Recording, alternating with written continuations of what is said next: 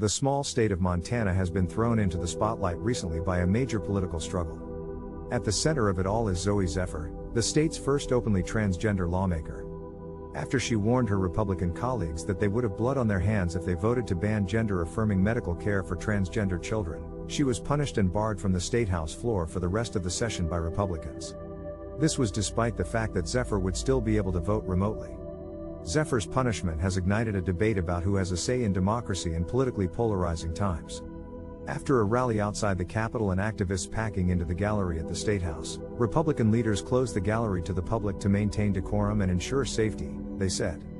This further stirred up the conversation. The scene has been a shock to the predominantly liberal college town of Missoula, a place that overwhelmingly supported Zoe in her candidacy.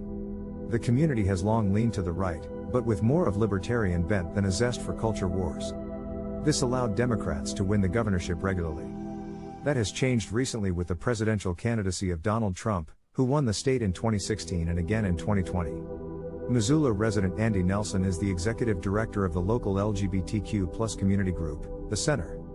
He remembers a time before the 2016 election when people thought a group like the Center was no longer necessary after gay marriage was legalized nationally. But that all changed when Trump was elected. After Zoe Zephyr was silenced, scores from Missoula made their way to the state capitol to protest. Zeke Cork, a 62-year-old board member at the Center, made the trip as well.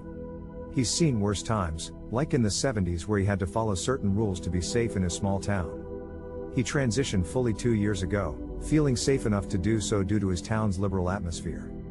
But now, the LGBTQ+ community of Missoula is fighting for their right to be heard and seen. As Cork explains, "We're fighting for democracy right now."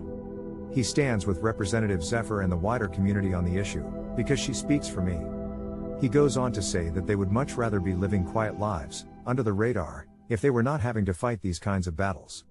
This is an important struggle for the LGBTQ+ community in Montana and beyond, as it speaks to the right to speak out and be heard in a democracy. It's a struggle for the rights and voices of those who are marginalized and frequently ignored. Thanks to the courage displayed by Zephyr and her supporters, the battle for civil discourse here in Montana will have a profound impact on the struggle for civil discourse and democracy across the country.